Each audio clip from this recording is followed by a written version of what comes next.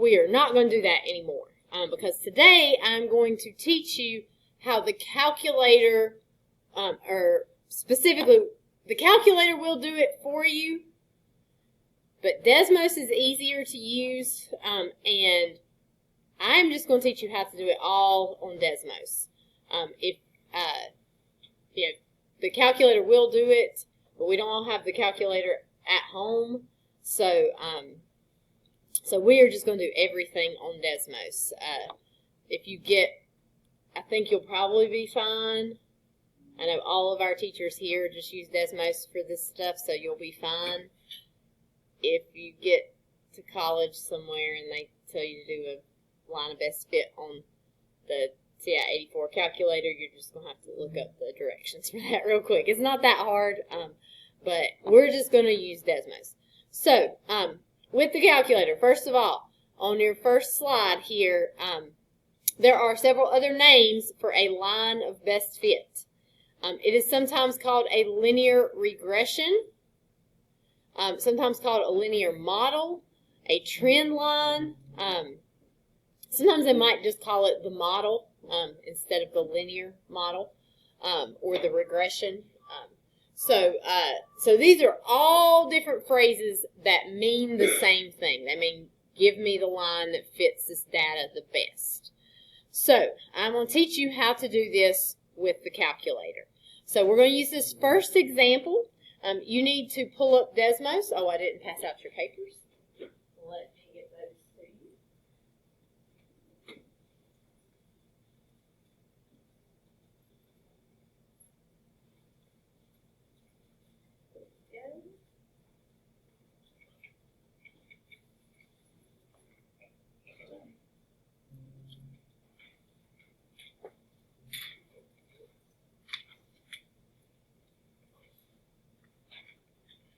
So pass those papers back there. Ian, pass those back. All right, so we are looking at this first example. Okay, so, and I will jot down the instructions as we go. So, to find a line of best fit on the calculator, the first thing you're going to do is to graph the data. So, on the calculator, what you are going to do is you are going to hit the plus sign up here in the corner. So you guys see this plus sign right here. You're going to choose table.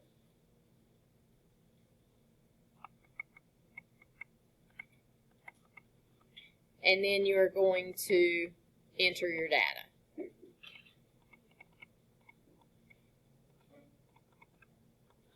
So for this, we'll type that in.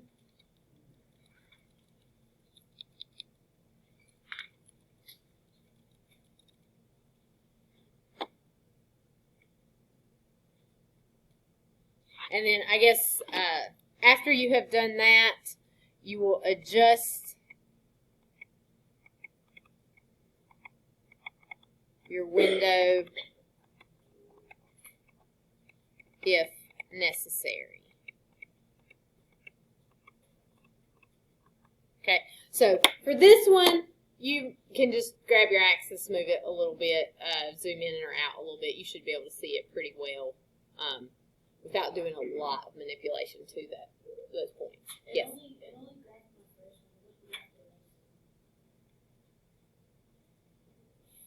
Look at it. Oh, wait. Zoom out. Okay. How did you get it to do that? Hit the plus sign and choose table. Oh, okay.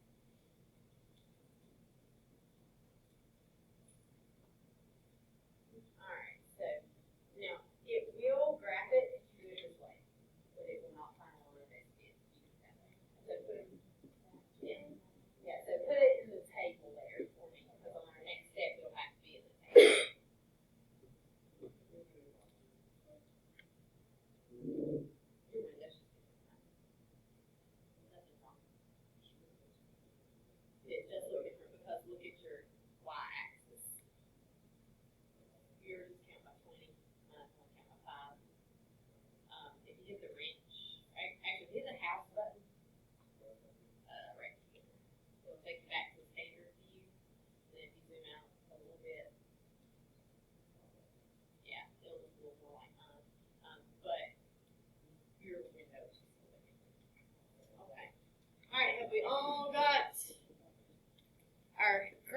with our 5 points on it.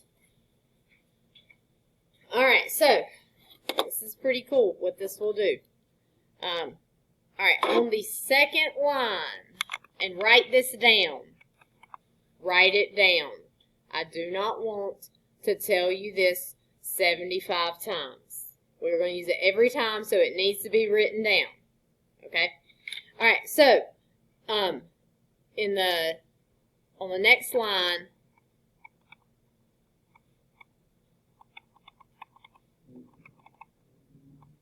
type, and here's what you're going to type. This is what's so important that you get written down. Y1 squiggle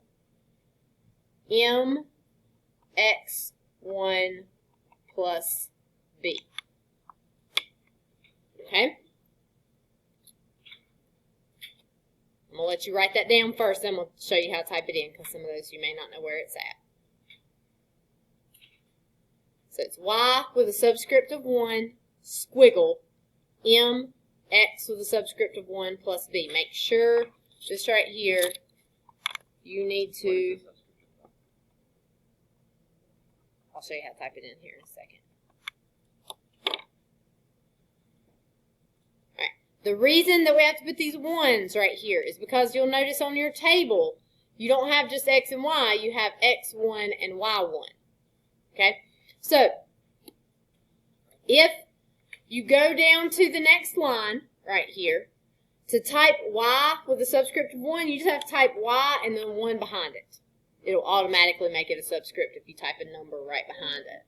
X.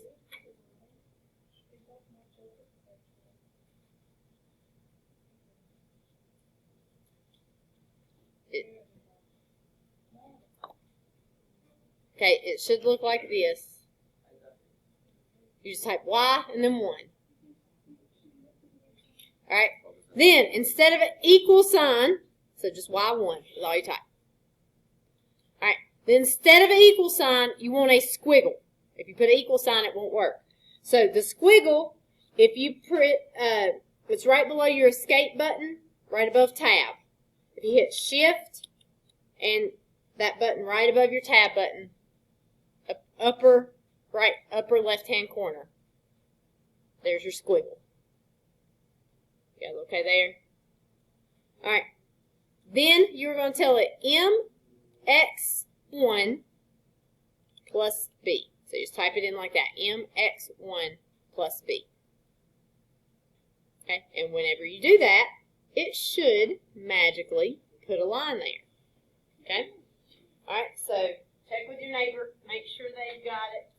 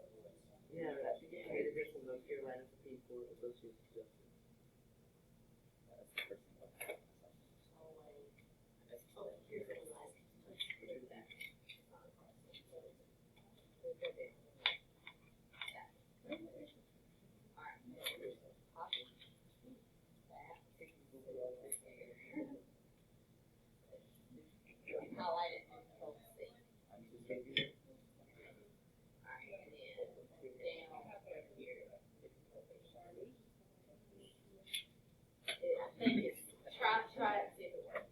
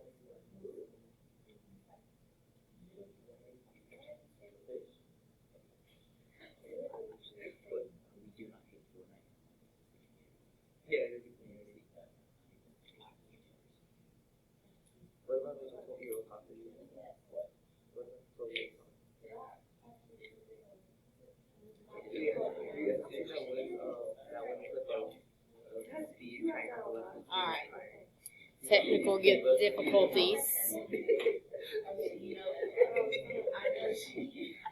Hold on just a second. Having some issues with his computer. His squiggle key doesn't work, so I mean, You could just copy and paste it like from someone. the rest of the year you could probably be fine without your squiggle key working. I doubt you use it often.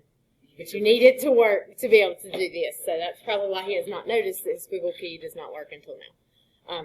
So the cool thing about this is the statistically best line for this data. So we could do like we were doing yesterday where we move the points and we try to get it pretty close. It'd probably be pretty close to this line right here. But like we did whenever we looked at everybody's lines the other day, Kaylee's line was different than Ian's. It was a little different than Savannah's. They all had a little bit different lines, right? Everybody should have the same line here. You should have the same numbers that I have right here. So you should see R squared equals 0.9952. You should see R equals 0.9976. And then you should see M equals 2.5 and B equals 4.8. If you do not see those, then one of us has done something wrong. Probably you, if everybody else has got those numbers. Okay? Does everybody have these numbers here? Okay. Usually, if you don't get the numbers everybody else is getting, the problem is that you typed one of your data points in incorrectly. There. So, what this tells us, okay, we're going to talk in a second about what these two numbers right here mean. But notice we typed in y1 equals mx1 plus b. That's y equals mx plus b, right? What's the m stand for? Slope. What's the b stand for? Y-intercept. So, they give us the m and the b. That means the equation of this line. So, our line of best fit, or our linear regression, or our linear model here, is y equals 2.5x plus 4.8. That's your equation that fits this data the best.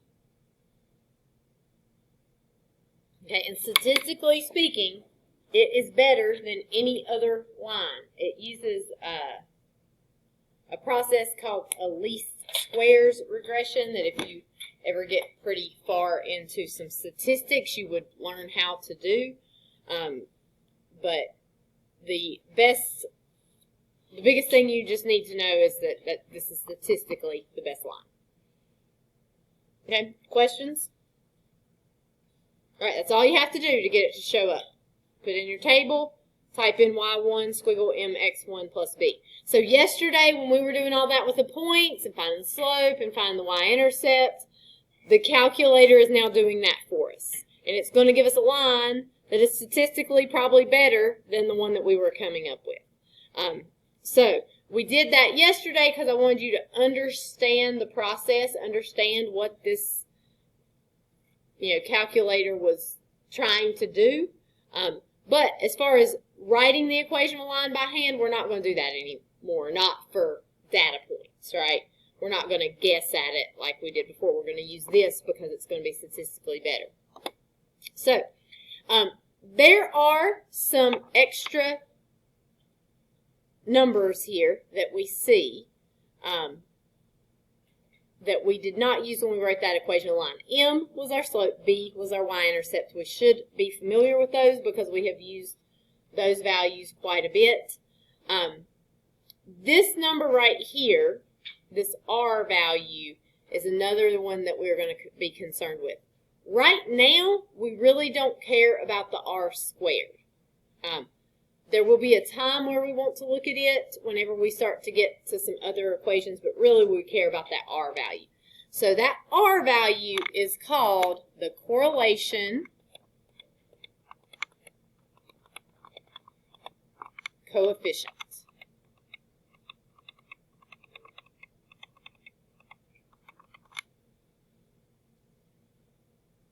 Okay, it describes how closely the line fits the data.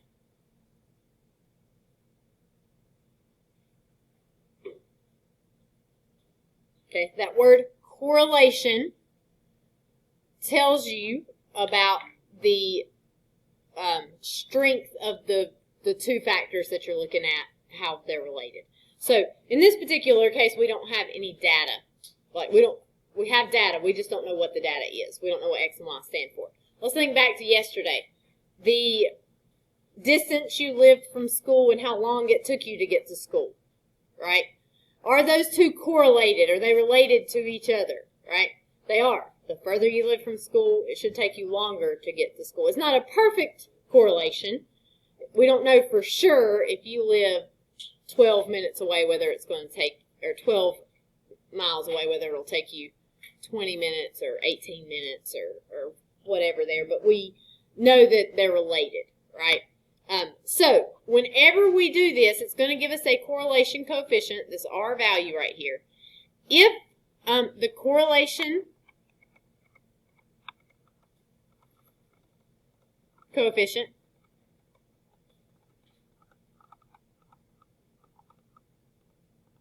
and I want you to write this every time because we will have a quiz. Actually, we're not having a quiz on this section. We're just going to test on this section. We will have a test. There will be a question that says, what is the correlation coefficient? And somebody's going to raise their hand and say, Ms. Hyatt, what is the correlation coefficient? And I'm going to say, I cannot tell you that. But correlation coefficient, that's this R value right here. If it is positive, the graph is increasing.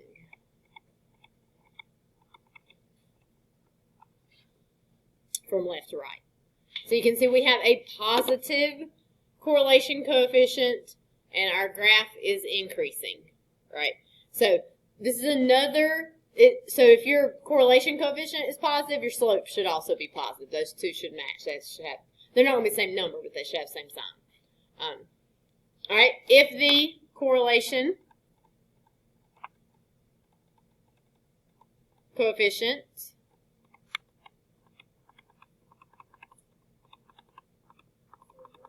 is, negative, let's fix that, sorry. Mark out that second positive and make it negative. So if the correlation coefficient is negative, the graph is, what do you want to guess here? Decreasing. From left to right. Okay, so the sign of the correlation coefficient is going to tell you if the line is increasing or decreasing. The value is going to tell you how well it fits the data. So if the correlation coefficient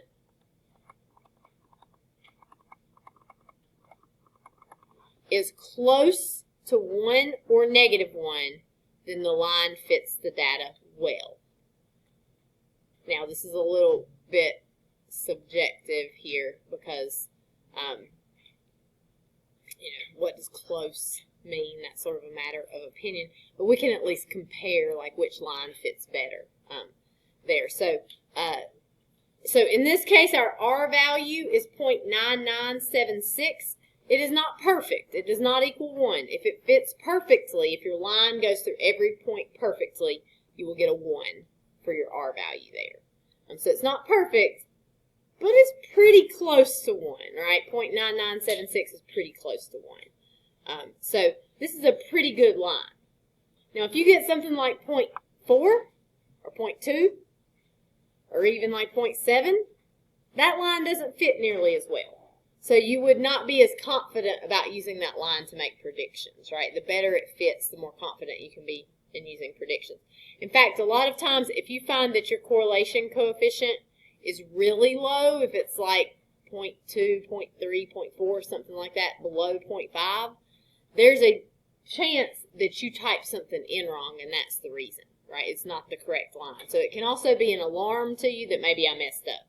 Because if I'm giving you data and we're creating a line for it, we want the line to fit fairly well for us to make predictions using it, right? If it doesn't fit well, then it's not useful for predictions because it's not very accurate. Okay, Questions? Okay.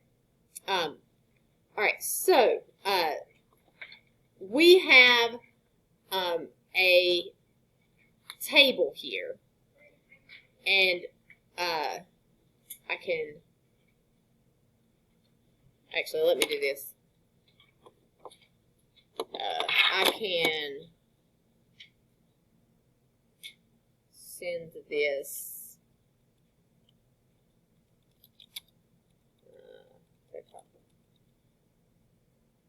This is you guys.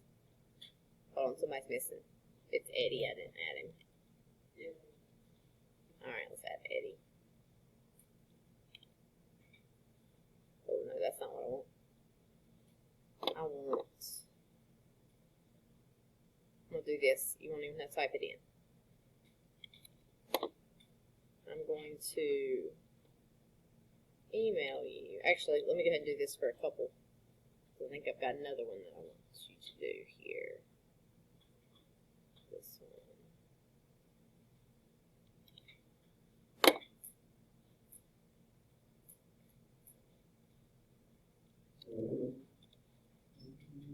Alright, did they get you a new one or get it fixed? Fix it, okay, good.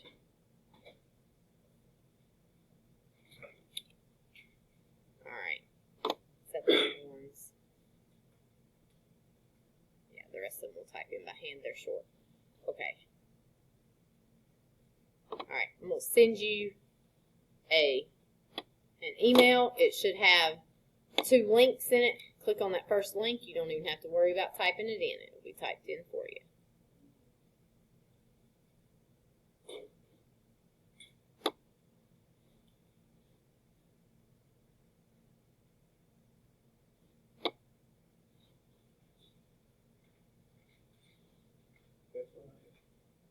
Yeah, first one. Click on that first one.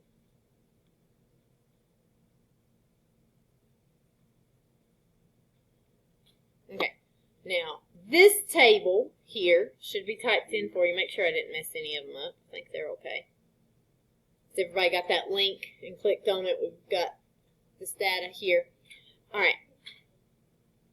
So let's talk for a minute what this data is. Okay. The X1 here is our distance between Chicago and whatever city you see on the table there. So, like that first line is the distance between Chicago and Boise, Idaho. All right, that doesn't change whether you're going westbound or eastbound. Okay, so from Chicago to Boise, Idaho, it is 1,435 miles. Then the Y1 column here, that is our westbound flight times. So if the plane is traveling from the east to the west, it is going to take 220 minutes to get from, in that case, let's see, east to west would be Chicago to Boise. Right, if you're thinking of where those two are, you guys don't know. Or at least,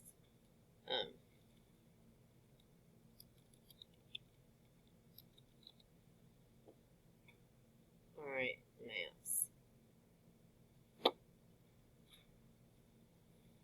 There's map. All right, Chicago here, Boise, Idaho over here. I knew it was to the west. I just probably would not have been able to mark Boise on the map there. So you can see where these are at. So if you're going from Chicago to Boise, if you're going towards the west, it's going to take 220 minutes. If you're going to the east, so if you start in Boise and fly to Chicago, it is only going to take 190 minutes. Okay? Why? Why is that not the same? Okay? What is it? Yes, I think we call it Jetstream. Jetstream, right? So the U.S. has Jetstream that flies prevailing winds that are pretty much going to be going from the west to the east. So if you're flying from Chicago to Boise, you're going to be flying into the wind, which is going to make you go a little bit slower. You can't go quite as fast, right? So it's going to take you longer as you're going westbound. However, when you're going from Boise to Chicago, the wind is pushing you along, right? So that is going to have a shorter amount of time there. So that's the reason that our westbound times are all longer than our eastbound times. And you can see, I think that's the case for all of them. All right, so we've got this data. So the first thing we need to do is find a line of best fit for the distance versus westbound flight time. Okay, so we want to do distance versus westbound flight time. We've got 3 columns in this table. We do not want to use all 3. Which ones do we want to use?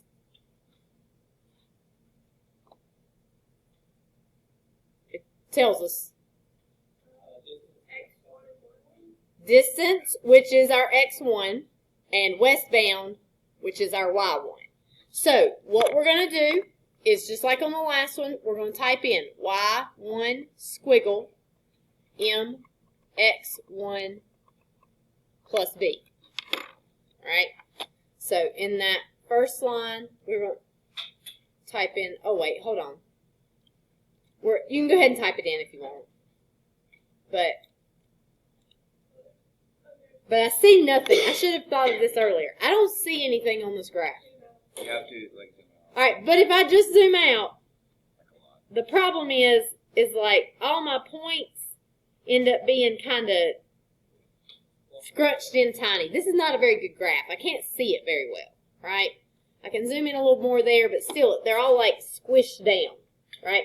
So there is a better way than just zooming out, okay? So if everyone will hit the wrench for me. Okay, everybody hit the wrench up there in the corner. All right, so you can set your range for, or your domain for your x-axis and your range for your y-axis here. So if I look at my x-axis, x is this column right here. Okay, what's the very lowest number you see in that column? I think 195 is going to be the lowest. Let's make that lowest number, so we're going to click right here and make that lowest number 195. What's the highest number you see?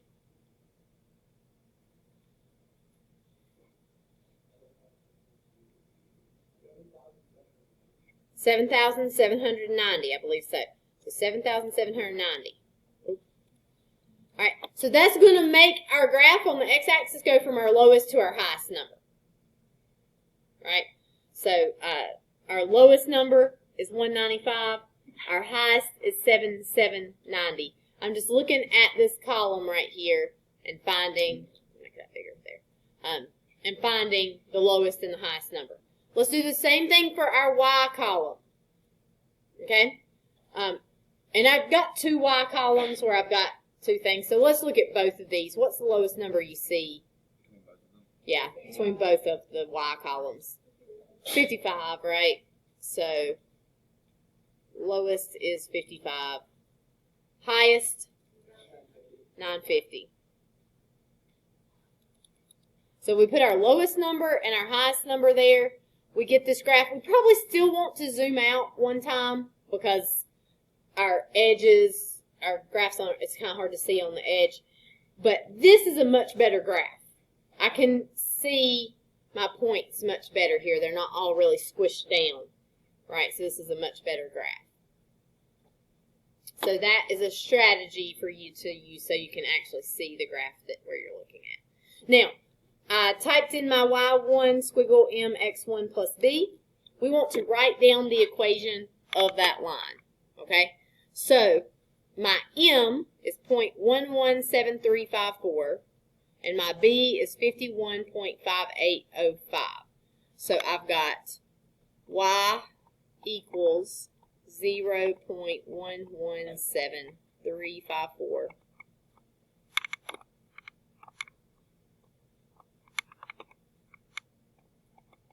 and then we'll put an X there because that's our slope times our X, plus our y-intercept is our B, so 51.5805.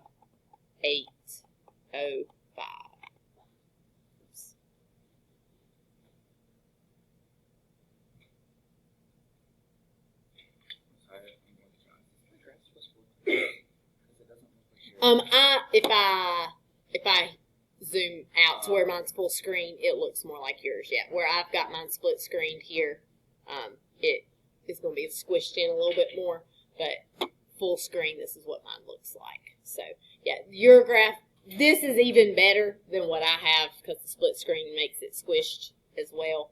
But for us to be able to see both of these things at the same time, it's helpful to have that. All right, everybody good here? All right, so this is our equation for westbound. Okay? Now, the second one says we need to find a line of best fit for the distance versus eastbound.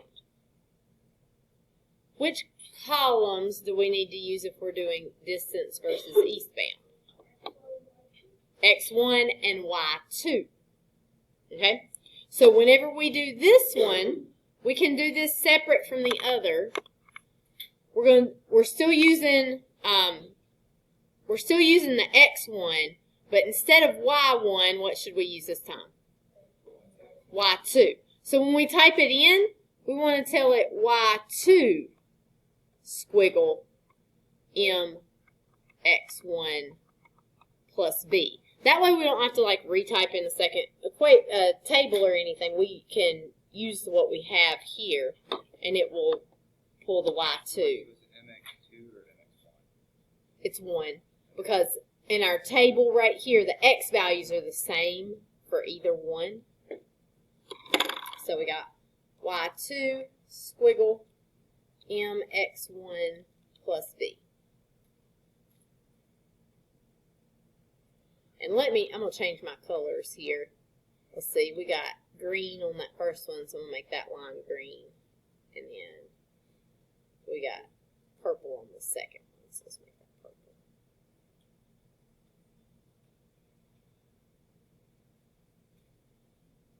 Is everybody okay there? All right, so we need to write down the equation of that line. So Eddie, what is the equation of that second line going to be?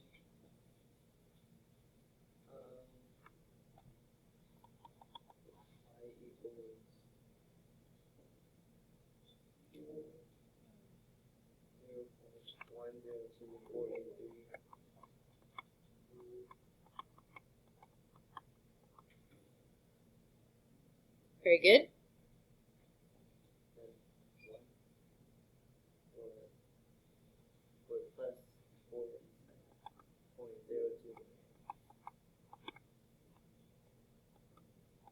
What do we need with this 0.10348? We need the X right there because that's our slope, so it's going to have the X next to it. Okay? So that is our equation of our purple line right here. Okay? So, we have these two lines. Now let me ask you a question. Which line fits its data the best? The first one, the westbound line, or the second one, the eastbound line? Okay, how do you know, Eddie? The points of the line. I mean, yeah, you could say that. I mean, sometimes you can sort of tell. But I'd say these are pretty close. This right here makes me a little suspect on that green line. But they're pretty close.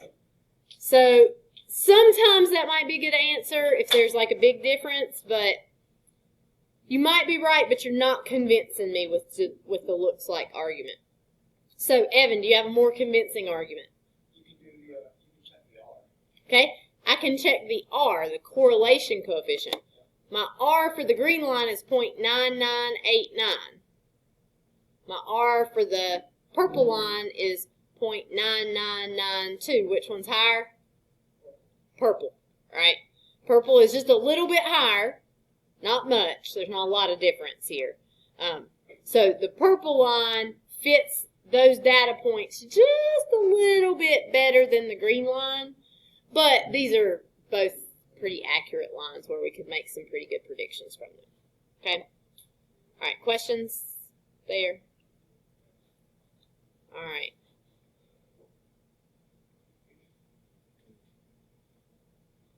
Okay. The flight distance from Chicago to Charlotte is 599 miles. Use one of your lines to estimate the flight time for a plane traveling from Chicago to Charlotte. Okay, now, here's some geography for you. You guys hopefully know where Charlotte is at. I hope. New York. I know where New York. All right. So, My dad used to work there. I do know where. okay, so Charlotte. Everybody knows it's going to be like, everybody hopefully can point to where we're at on the map. Just go down to the bottom of North Carolina, right below where we're at. There's Charlotte, right? So, if you just get on 77 and go south, you'll end up in Charlotte. So, Charlotte, we know where it is at. Chicago, is it going to be to the east or the west of us here? It's going to be west, but it's also a lot north, right? So let me give you a quick Google just to.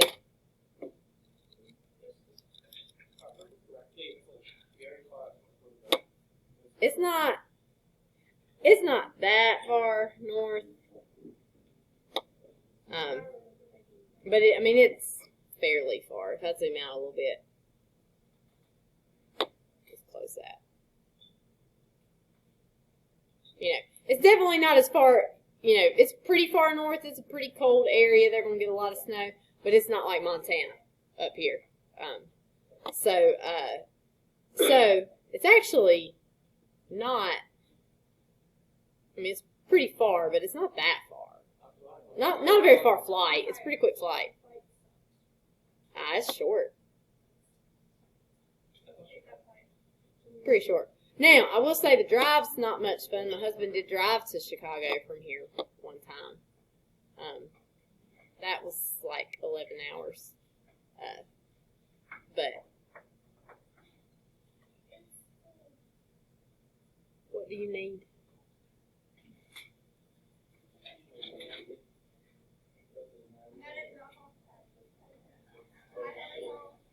For 2 weeks. All right, so it is to the north, but if we don't have a north and a southbound, line, we got to choose, and so we'd be going. Well, actually, we're going from Chicago to Charlotte, so we're starting in Chicago, and we're going to Charlotte over here. Then, which way are we going? Are we going to be going to the east or the west if we start in Chicago? We're going east, right? So, which line should we use? Our first one or our second one? Second one.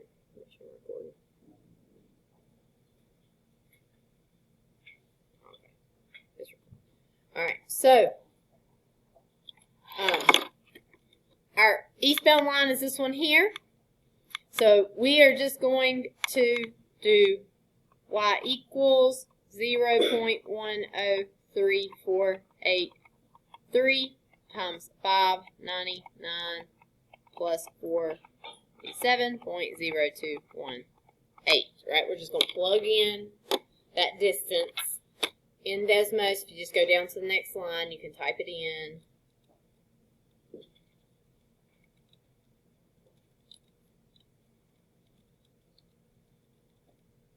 And we get 109.008. So 109.008 minutes. I'm sorry, I gotta ask. So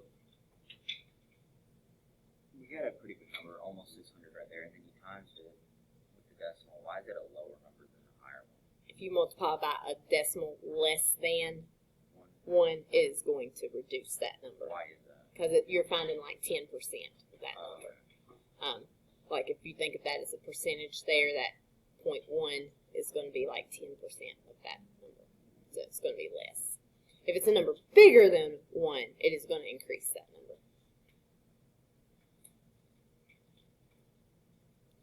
And that's probably pretty accurate. About, not quite a 2-hour flight. I'd say that's probably pretty accurate to fly to Chicago. From Chicago to Charlotte. Okay. Now we need to estimate from Charlotte to Chicago. From Charlotte to Chicago, you're going west. Which line should we use there? First one, that's west. So we would do y equals 0.11734 times 599 plus 51.5805. If we type that in over here,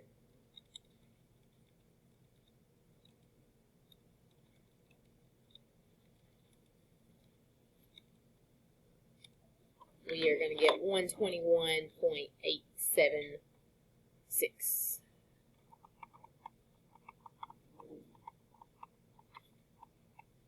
So a little over 2 hours.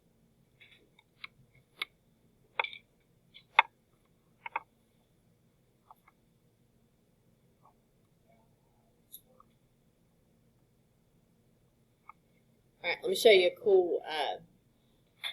cool trick here. So we've got both of our lines graphed here. We know that Charlotte is 599 miles away from Chicago, right? So distance is our x. So if I type in x equals 599, it's going to put me a vertical line right here. Okay?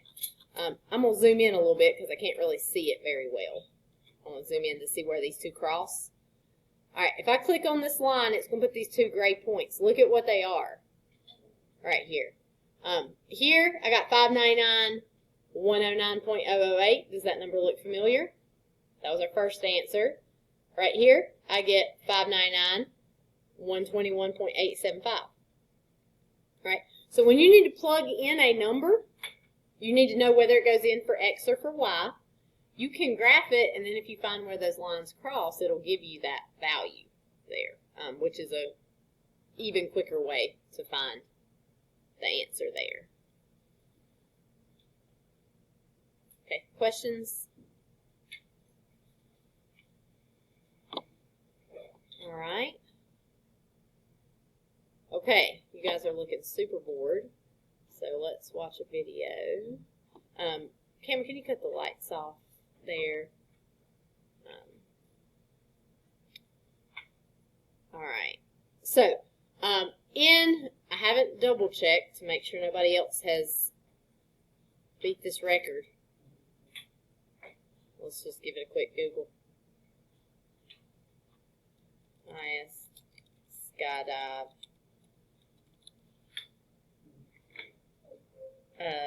Yeah, it's still Alan Eustace. Okay. Still him. Okay, so we are not going to watch the video for the actual highest skydive because it is a longer video. This is a really interesting video though. I put the link there in case you wanted to copy it and watch it sometime on your own, because this Alan Eustace, he was like an executive for Google, I think, or Apple, or some tech company. I think it was Google, but it could have been Apple. So he's super duper rich, because you would only be able to do this if you were super duper rich, or had sponsors. So he jumped. In 2014. He did a skydive from 135,000 feet, or more than 135,000 feet. So this video right here, he talks sort of about how he did it. If you skydive from that high, it is there are all kinds of factors. You have to have a spacesuit on, at the very least. He just had a spacesuit on. He had these balloons that like floated him up to that height. He had on like a astronaut spacesuit because you can't breathe that high. There's not enough oxygen. You will die if you just go up that high without oxygen. So he had his spacesuit with his oxygen. He had balloons that took him up that high. And then he, had some sort of release mechanism and he jumped from that high. So we're not going to watch that video because it's longer. The second highest video,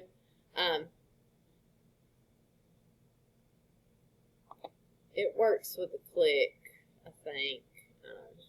You might have typed something wrong. But it's pretty interesting, okay? We're going to watch the second highest. In 2012, this guy jumped from 128,000 feet. Pretty close to the same, right? It's similar situation. He was sponsored by Red Bull, which means he had like really good footage and promotional videos made, which is why is this video? This one's the one not working. And that's the one I want to watch. I didn't check it. No, we're not watching it. I don't like watching videos I haven't previewed.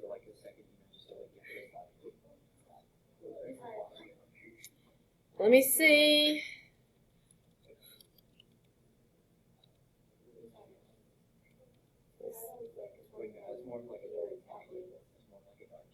We're going to watch it.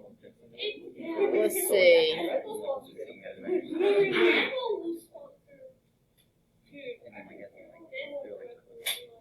Alright, Red Bull posted this one, so I don't like watching videos I haven't watched before, but this is sponsored by Red Bull. Hopefully nothing's going to happen. Alright, let's see if we got sound.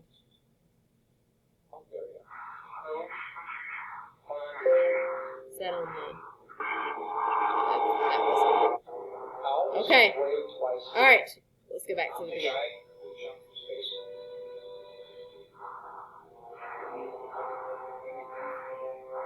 I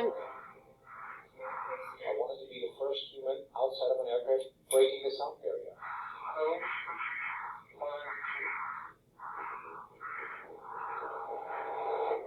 I almost weighed twice the weight that I normally have, and it's very difficult to do a perfect exit. Do not over-rotate. Because if you start over-rotating, there's no air that you can use to slow down. Okay, here we go, guys.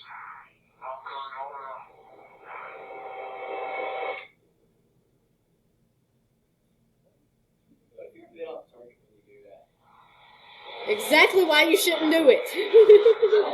This is crazy. The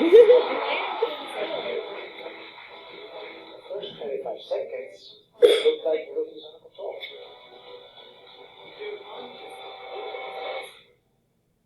And after 34 seconds, I hit Mach 1, and I broke the speed of sound. Was that a breaker? That was our goal. I wanted to be the first human outside of an aircraft breaking the sound barrier. Because of the fact that a lot of those scientists said prior to the jump, you're going to spin like crazy, and the other half said, we don't think anything's going to happen. I was mentally prepared to spin, but I was hoping that it comes. Now, if you watch the next couple seconds, see at that moment, it slowly starts to spin. It's getting faster. Yeah, that's him. The problem is there's no protocol. There's nobody in the world telling you, listen, please, if this happens, you have to do this while the whole world is watching. Then I was trying to move my arms around a little bit, just maybe it does something, and then it stopped for a second, but now it starts getting the opposite direction, and then it really ramps up. At that moment, it's not about breaking records anymore. At that moment, it's all about survival. There's only one way. This video is better than the one I was going to show. Your skull gets through all the eyeballs. If that happens, you're going to die. I had a G-Whiz attached to my hand. The G-Whiz is a device that it fires a drogue chute that pulls you out of the flat spin. It's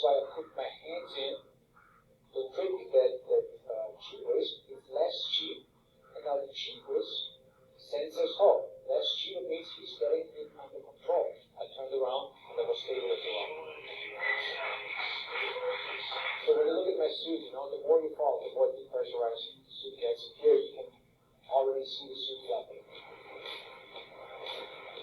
you look at the sky, it's blue now. So we make the black sky back to blue sky. If you look at the right corner, Luke was dropping some flares and it gave me the perfect direction of the wind. Now this is a very important moment.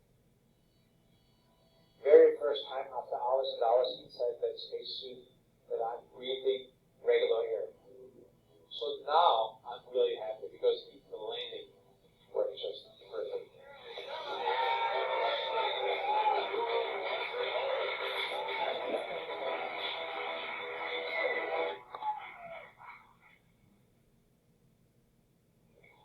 Anyway, he's crazy. And there's a man crazier than him that jumped from even higher. You are welcome to watch it at home. And he talks about it. It's like a TED Talk sort of thing. So you can just Google it too. But you can't watch it right now, so don't go look it up and watch it the second. Cameron, can you cut the lights back on, please? What if someone from Tesla jumps from Mars? What? What if someone from Tesla jumps from Mars? Like that's something they would do. Well, if you jumped from Mars, you wouldn't fall to Earth. True. Because the gravity, if you were like in space, if you got far enough into space, you don't come back. You just float out into space forever, and you never stop. If we can So- jump from that high, why can't we? Here's what I found. True. Pressure. Oh yeah. It's the Yeah, pressure. Would have come up with something by now. I mean, submarines kind of, but it only withstand so much. Yeah. Humans just need to suck it up. You know what I mean? All right. So anyway, you saw on that video the whole room full of scientists, right? The whole room full of people at their computers with like official looking outfits on, so that crazy man could jump from 128,000 feet, right? I can't even imagine what it costs, because you were paying all of those people, and I bet they weren't cheap. I bet they weren't like low-paid employees. They were probably not making, they probably were not making $7.25 an hour. They were probably making a lot more money. All those people were being paid. You got all the technology. Like I imagine a spacesuit is pretty expensive. This guy, he was jumping from like some sort of capsule thing. That had to be expensive. I'd love to know how much all of this costs. So, to do this, you would have to be like super duper duper, have lots of money behind you. But you would have to have a lot of data on a lot of different things. Now, we're only going to look at one thing in particular, and we're not looking at 128,000 feet. But one thing that's really important is as you go up, it gets really, really, really cold. Right? The air is very thin. It is very cold. So what we have right here is we have temperature for altitude in this graph. So this is the second link in that email that I sent you. So if you click on it, if you go to that email and click on that second link, 30 million. just 30 million.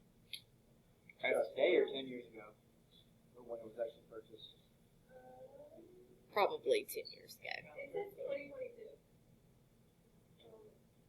I would have to say it might be less.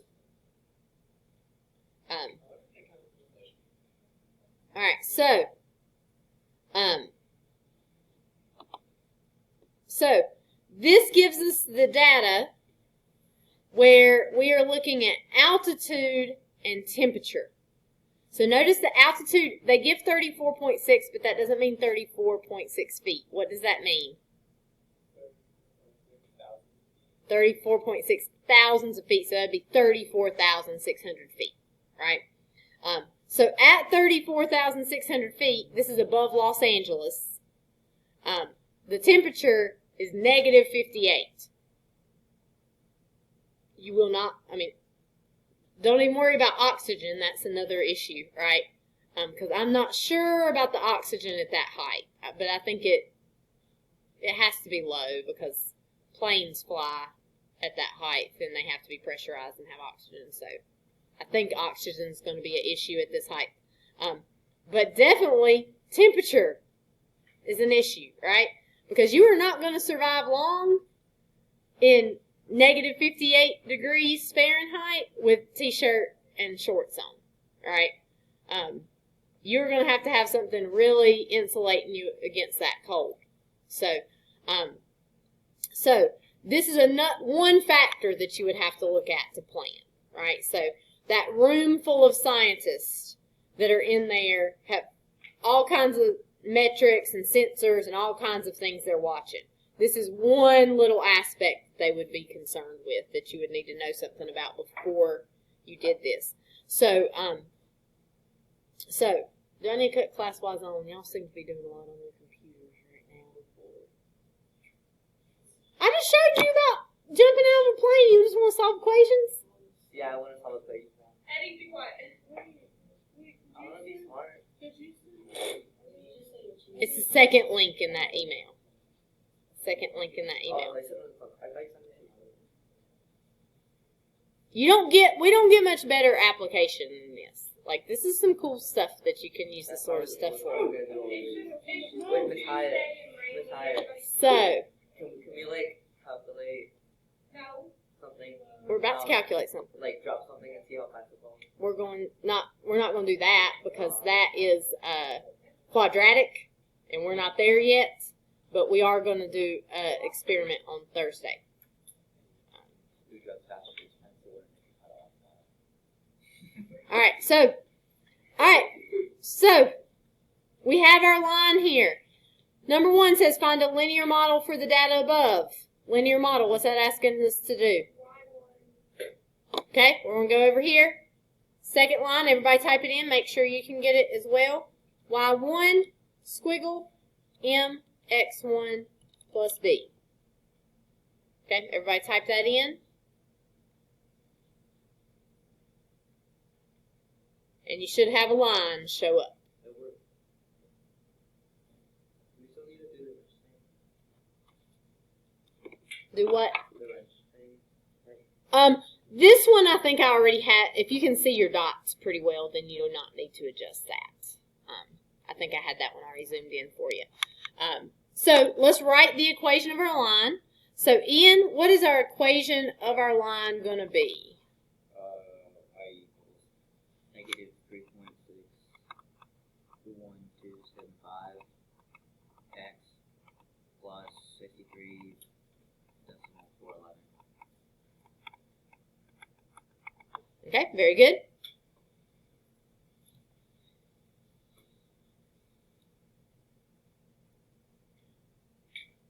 All right.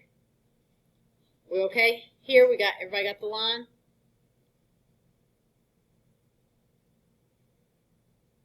All right, so I can use this information now to make predictions about what would happen, right?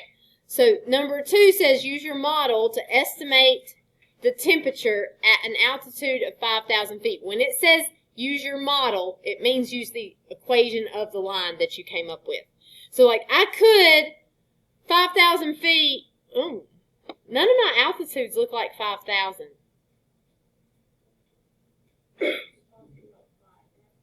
It's talking about 5. Very good, Aiden.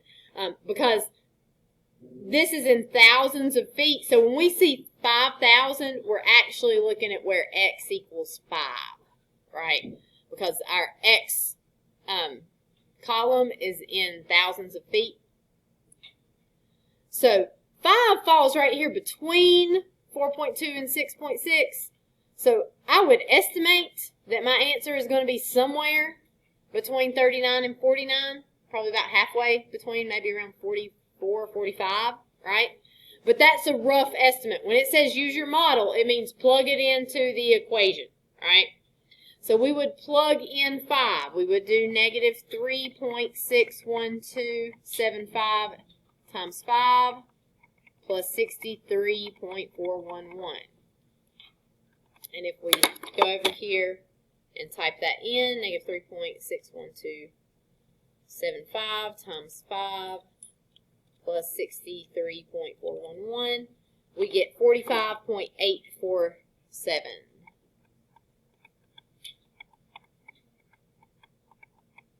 and that's degrees Fahrenheit. So about 46, which is a good estimate from what we were seeing here. Shortcut, what could I have done over here? X equals 5. It would put me a vertical line right here. Click on that line. 45.347. All right, so you can do that. Oh wait, I'm getting 45 point. What did I do wrong? Oh, I put a 5 right here instead of a 6. See, really, shortcut's even better because you're not rounding anything, or you're not typing it back in, so you won't make a mistake with that. So 347 is what I should have had over here. 45.347 degrees Fahrenheit. Okay? All right. Use your model to estimate the altitude at which the temperature is 0 degrees Fahrenheit. Is that my X or my Y? That's Y. So that means in the equation it would look like this. 0 equals negative 3.61275 X plus 63.411. So I could subtract 63.411.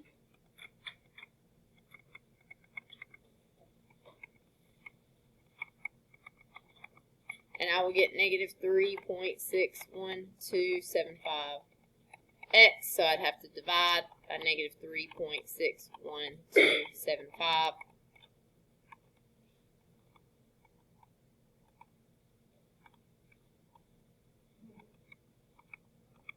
Okay, so if I type that in over here, negative 63.411 divided by negative 3.61275, I get 17.552.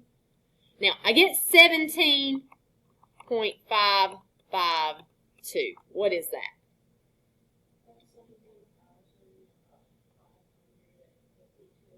Good. 17,552 feet, because since it is in thousands, you would have to multiply it by 1,000 to get that answer. So at about 17,500 feet, we would have a temperature of 0. And if you look at your table, oops. If you look at your table, that seems reasonable, right? Somewhere between 13 and 20.5. You switch to from positive to negative, so that seems reasonable right there. Shortcut for that one, what could I do? If I type in y equals 0, it's going to put a horizontal line here. If I click on it, right there's where it touches 17.552. Alright, so that's even quicker. I want to show you both ways just so you have both of those to do there. Okay, questions? Alright. Okay. I want you guys to try this next one on your own. So I don't have a link to this one. You're going to have to type this data in on your own. In general, I'm not ever going to try to trick you. If I give you a horizontal, you want your X to be the first column. You want your Y to be the second. Okay? So go ahead and try that. I'm going to type it in, but I'm going to cut my screen off so you can't see. I just told you that. Right. Up here, Ian. Okay. Yeah. And I will not try to trick you. X is pretty much always the first column or first row. Y is the second.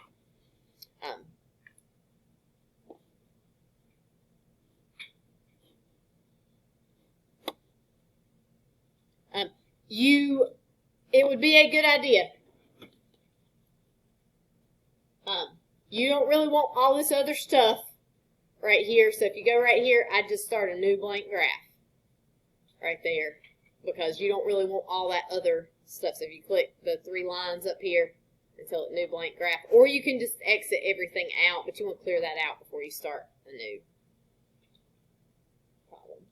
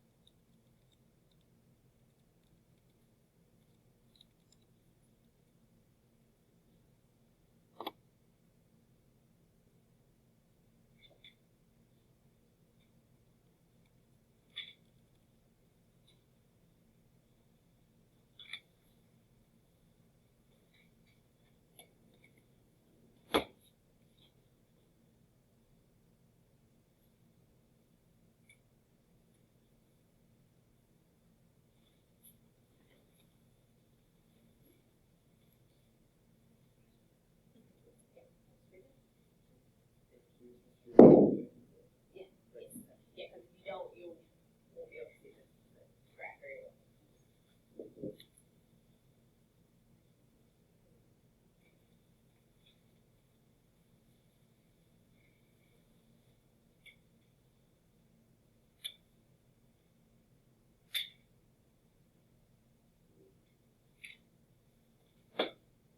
Go ahead and try to answer all of those questions there.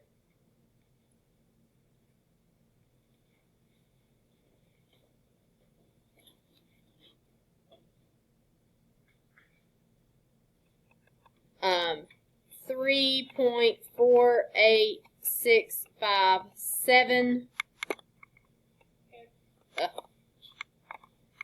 7x plus 199.391.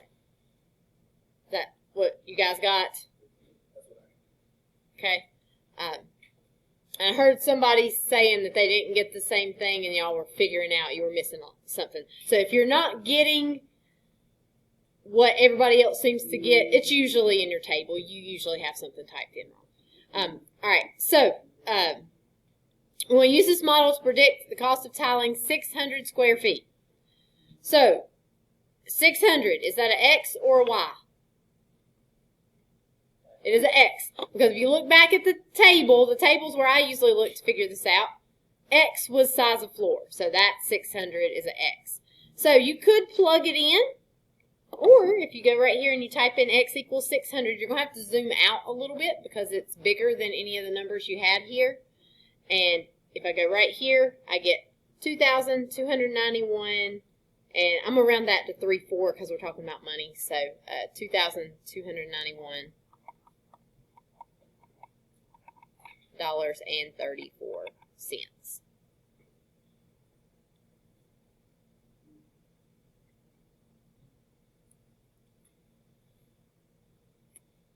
Okay, we okay here?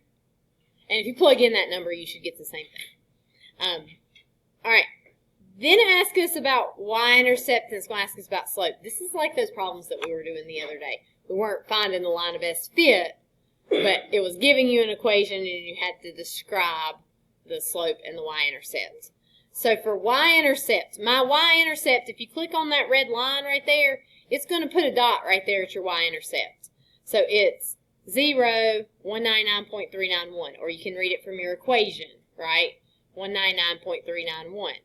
So the x-coordinate is 0, the y-coordinate is 199.391.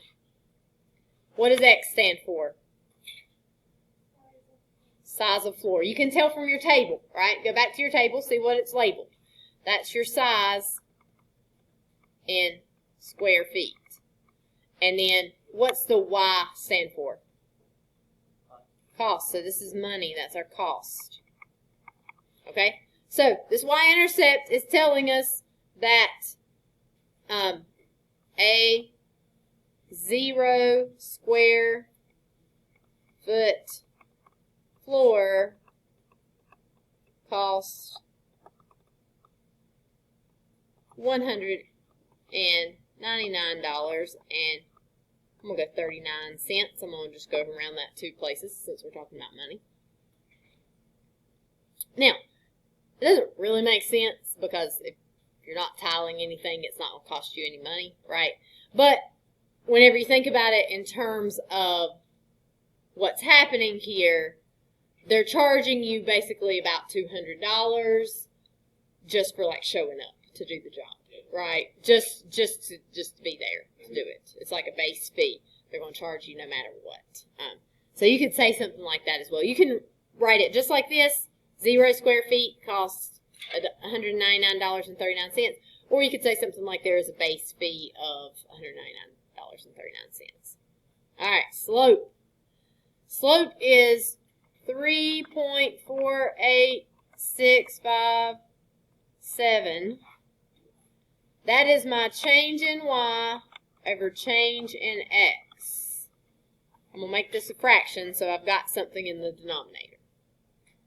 What's y stand for? Cost in right? What does the X stand for? It's our size in square feet. Okay? So, who can tell me what this means? What is it, Evan? It costs roughly $3.49 to tile 1 square foot. Okay, so it costs, I actually would say it this way, it costs about $3.49 to tile, instead of 1 square foot, because actually if you had 1 square foot, they charge you that $199.31, and then this extra $3 to tile each square foot. Right, so each square foot that you add. Or I think the best thing to say here is the tile costs $3.49 per square foot. Right, that's your charge. And that's how they're going to charge to put down tile, by your square footage, typically. Now, there may be, like, notice this one person right here, this dot right here, they only had 300 square feet, but it cost more money. It was like higher than the rest of the line. They either picked some fancy tile, had something complicated they want to do. They had an upcharge probably there. Okay, questions? All right, so I should put that slide before this one. I don't know why I didn't do that. But this is just a reminder. For every unit the x increases, the y increases. That's your slope. For y-intercept, x equals 0, y equals the y-intercept. All right, so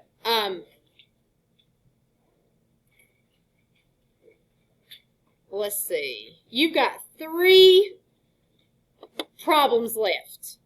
Okay? So these 3 problems are going to be your homework. This first problem, these first 2 problems, you don't have to do a line of best fit because it gives you the equation of the line. All right. So these are sort of review stuff. You don't have to do the line of best fit. The last one you do have to do a line of best fit for. Okay. So those last 3 on the notes, I want you to do those for homework, and we will check over those tomorrow, and then we're going to do an assignment that goes with this.